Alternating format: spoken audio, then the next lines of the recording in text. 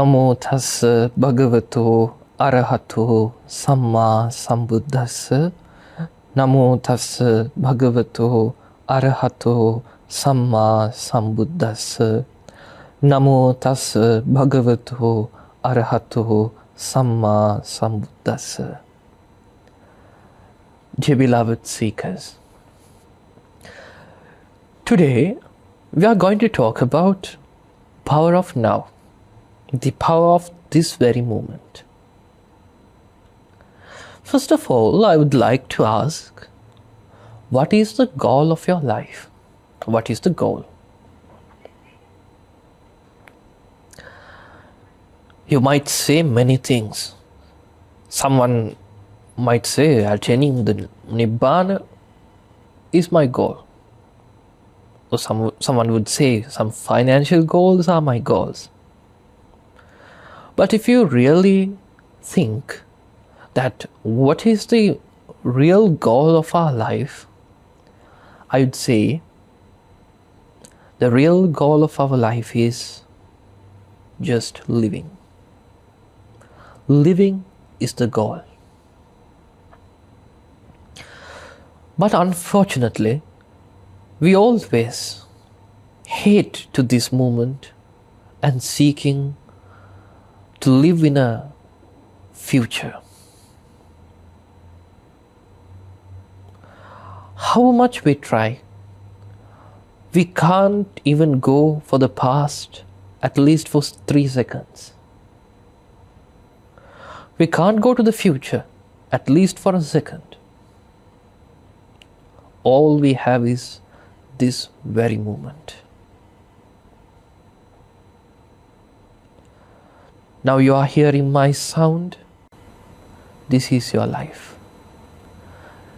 You might see your television, but this is your life. You'll experience the tangibles of wind or your fan or an air condition.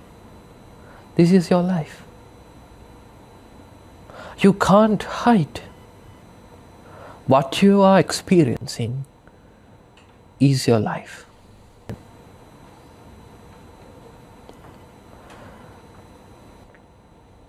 Lord Buddha asks us to be in this very moment.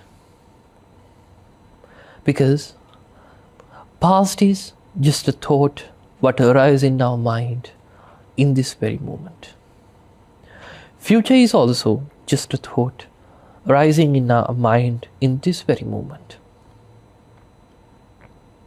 The past and the future is just a thought, nothing else.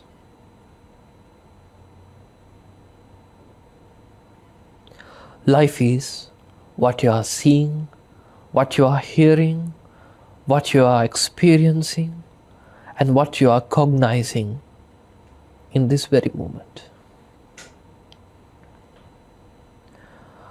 I invite you all to be in this very moment completely and intensely, because there is nowhere to go. How much we try, we can't go somewhere else. We have to face to this very moment.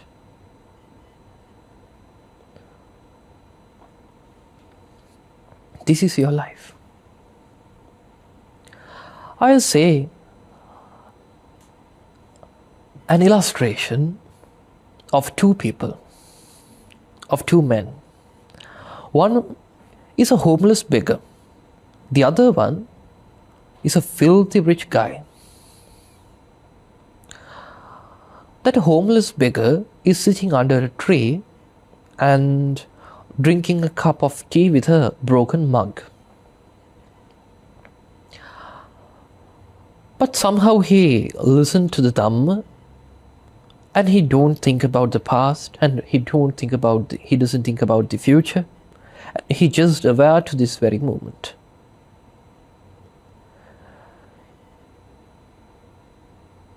He take the cup very mindfully, and he experienced the aroma, and he's drinking with tasting it completely and intensely without any thoughts.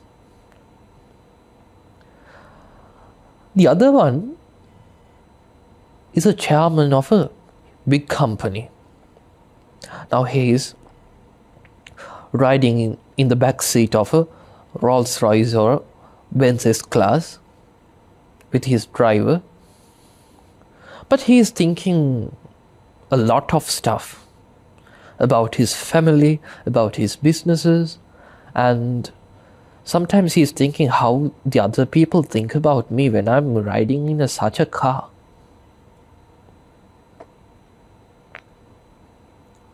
Now I'll ask you, who is the person who is most happiest? What do you think? The rich guy or the beggar? If you think properly, you will give me the answer, that beggar. That rich guy could be the most happiest person, but he has to relinquish all the thoughts. Suffering or being happy is a choice. You have to choose it. If you are with thoughts, you are in suffering. If you are free from your mind, you are in happiness.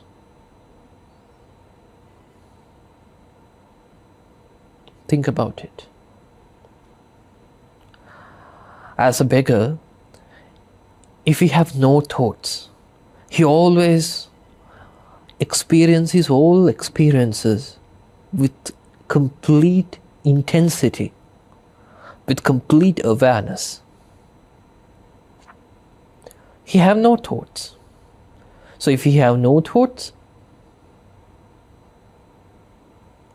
will he think, oh, I have no home, I have no family, I have no beloved one? Will he think like that? No, he is not. If we have no thoughts like that, will he suffer? No, he will not. This suffering is always depend on our thoughts. That's why Lord Buddha has proclaimed in the Dvaitanupassana Sutta, Yang kinchi dukkhaṃ sambhoti sabbhaṃ sankhāra paccaya sankhārānaṃ nirodhena nati dukkhassa sambhavo. If there is any suffering, this is all because of our thoughts. If you have no thoughts, no suffering.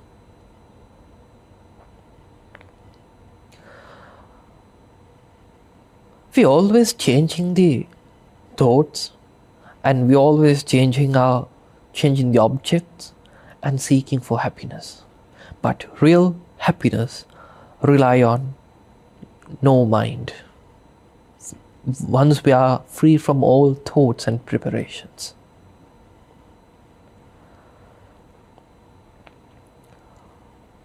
This moment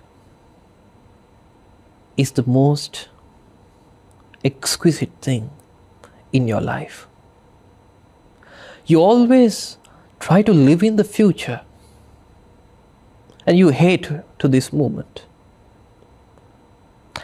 At least even you are drinking a cup of tea, you are thinking about lots of stuff, and you are thinking, after I complete this task and after I complete this degree or my children's matters, I can peacefully live and I can peacefully drink a cup of tea. But for now, you are always postponing your life. You're always postponing this moment to an unknown future. But unfortunately, that unknown future becomes a reality as this very moment. But in that day also, you do the same thing. You will hate that future, you will hate that moment, and you will expect something beyond that. That is the reality. That is what you are doing. So I ask you, please stop planning to live. Just live your life. If you have no headache, no stomachache, or no pain in your body right now, you have no problem in the moment. In this second, in this very moment, you have no any problem. You are very lucky. You will have a problem when you are going to thinking about those stuff. Once you have thoughts, then you have to be in the suffering. So in the Dhamma, Lord Buddha teaching us how to overcome all the stress, all the suffering, all the problems in our life by understanding the reality of our body, our mind, and whole existence. Reality is within us. We don't have to search it in the future or in the past. What you are hearing, what you are seeing, what you are experiencing is your life. Live that life intensely. Live that life completely. Live your life in this second, not in the next second, not in the past second, in this second. What you are hearing right now, just completely be aware, completely and intensely experience it. Because whether you like it or not, you have to go with it. So it's better to enjoy the moment rather than being suffered. So I invite you all, the message of this sermon is to be in the moment. Enjoy every cognition you cognize, every hearing, every sight, every tangible, every taste, every smell, and every thought. Most probably, if you aware to the sight, hearing, taste, smell, and tangibles, you don't have to think about thoughts.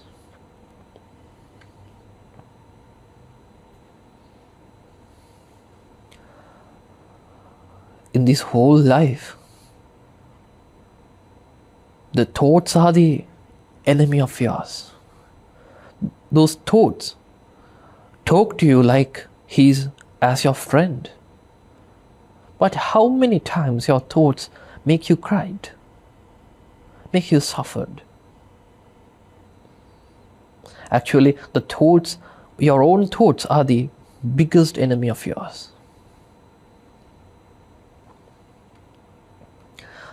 So I invite you to be aware in this very moment. Be in very moment. If you start this, I can teach you a simple meditation technique. When someone is starting to go on the path of liberation, Satipatthana, the mindfulness, basis of mindfulness, is the most mind-soothing path to attain liberation. In this Satipatthana, Lord Buddha invites us to be aware, be an observer, be a witness to our body, to our sensations, to our thoughts, and to our moods.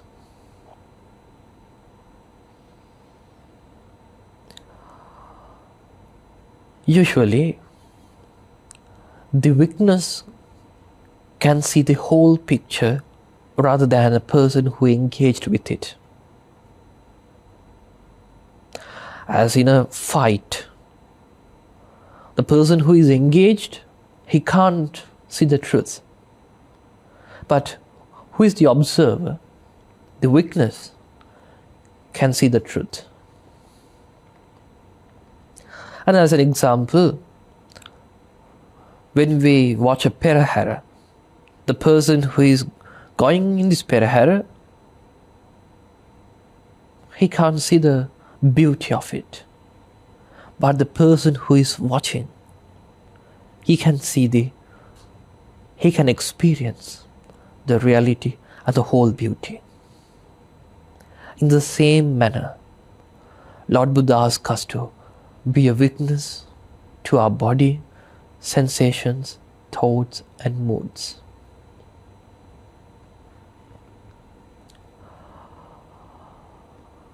There is a scientific theory. Observer is always outside from the observed. You might heard it.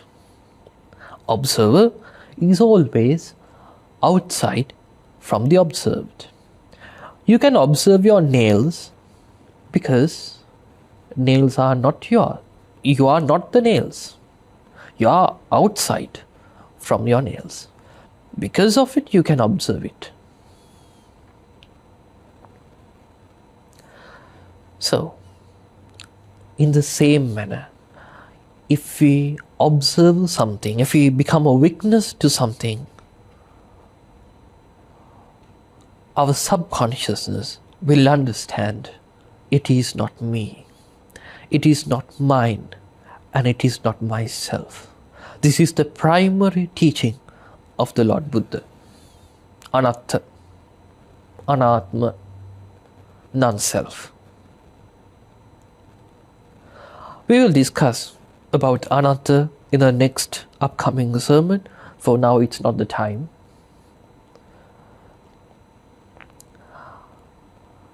So, if someone wants to attain liberation, attain Nibbana, he should understand the nature of Anatta, nature of non-self. Before we relinquish what we are thinking as self, we should understand what are we thinking as of self and what are we thinking as we are.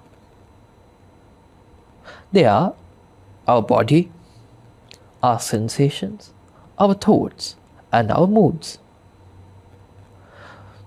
In a simple manner, we can say those are we are. Our body is I am, the sensations are I am, the thoughts are I am, and the moods are I am. So Lord Buddha asks us to be a witness, be a watcher, be an observer to our body. The first exercise I am giving to you this month is be a watcher to your posture. Be a witness to your posture. Whether you are sitting, standing, sleeping, or walking, just watch your posture, how your body works, how your hands works, how your neck works, how your leg works. Just see it as an observer, as someone who is behind, as a spy who is spying on you. Once you start to observe yourself, observe your body, observe your posture, within few days, you will realize this body is not me. It is not mine, and it is not myself. It is like a machine.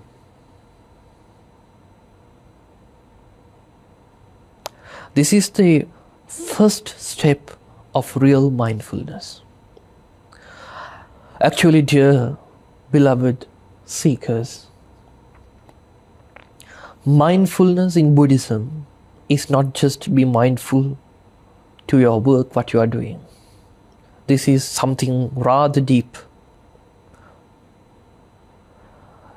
This mindfulness, which is talking about Buddhism, is for attain Nibbana, attain liberation, attain enlightenment. For attaining Nibbana, we have to be an observer, be a witness, be a watcher, be an outsider, without being an associate. In the second step, Lord Buddha invited us to observe our sensations. Sometimes we feel pleasant sensations, unpleasant sensations, neither pleasant nor unpleasant sensations. Whatever sensation we feel, usually we take them as we are, as ourself, as our soul. I am the one who is unpleasant. I am the one who is pleasant. But Lord Buddha invited us to be a watcher to our sensations. Once you feel happy, you can be happy, you can laugh, you can talk, you can joke. It's no problem. But as a practitioner of Dhamma, subconsciously, you have to be observer to your sensations. Like from your subconsciousness, you have to watch it. Oh, you are being happy. When you are sad, when you are crying, you can get some step back. You may be crying, it's okay. But you are just watching. Oh, you are crying. Once you watch your sensations, you'll understand. Sensations are not me, not mine, and it is not my soul. They are rising and passing. How many times we have laughed and how many times we have cried? Everything was passed away. Nothing right now. Once you become an observer to your sensations, you will understand, you will comprehend this nature of the sensations, and you will gain a huge maturity about it. In the third step, Lord Buddha invited us to be an observer to our thoughts. We can observe our thoughts. Whatever it might be a good thought or an evil thought, it doesn't matter. Whatever it is, just be an observer. Go one step back and watch it. Oh, are you saying like that? As someone is talking to you a nonsense, you are just hearing it, oh really? Like this way. In the same manner, you have to be an observer, a watcher to your thoughts. Whatever he says, don't react. Don't judge it. Just watch. Like you are in a road, in the platform, and you are just seeing the vehicles are passing. You don't run with the vehicles. You don't go to in front of the road. You don't ask to stop. You just watch. Whatever it is, you just watch it. Just witness it. Just observe it by going one step back.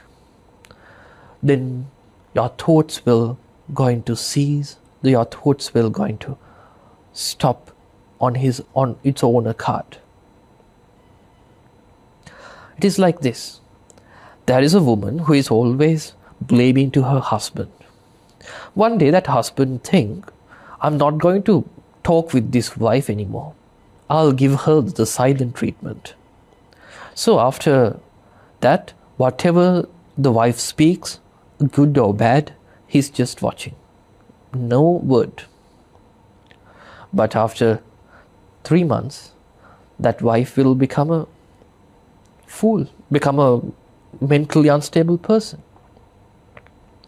In the same manner, we are giving silent treatment to our thoughts, to our mind. At the fourth step, Lord Buddha invited us to be an observer to our moods. Whatever the mood we are thinking, maybe we are curious, maybe we are courageous, maybe we are very bad mood or sadness, whatever the mood, usually we cling it like, I'm the one who is in this mood. But Lord Buddha asks us to be an observer. Go one step back and see, oh, are you happy? Oh, are you sad? Are you sleepy? You can go with that mood, but subconsciously, you have to go one step back and watch it. If you do this properly, if you become an observer to your body, to your sensations, to your thoughts, and to your moods, your mind will stop. In that state, we call it emptiness, shunyata. Once someone is in this emptiness, there is only that emptiness remains, and only the observer remains. Once you can observe the observer also, you can attain the enlightenment by this meditation. First, be an observer to your body, sensations, thoughts and moods. Then all these things relinquish with your mind, from your mind. Then you will attain emptiness, but the observer still remains.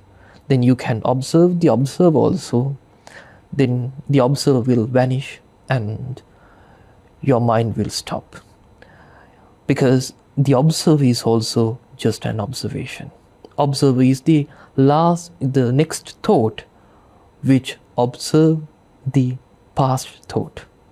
Because observer is also just an observation. By understanding this, you can start your practice within today, within this moment. And I wish you all to be happy, healthy, and have a peaceful long life with the blessings of the Noble Triple Gems.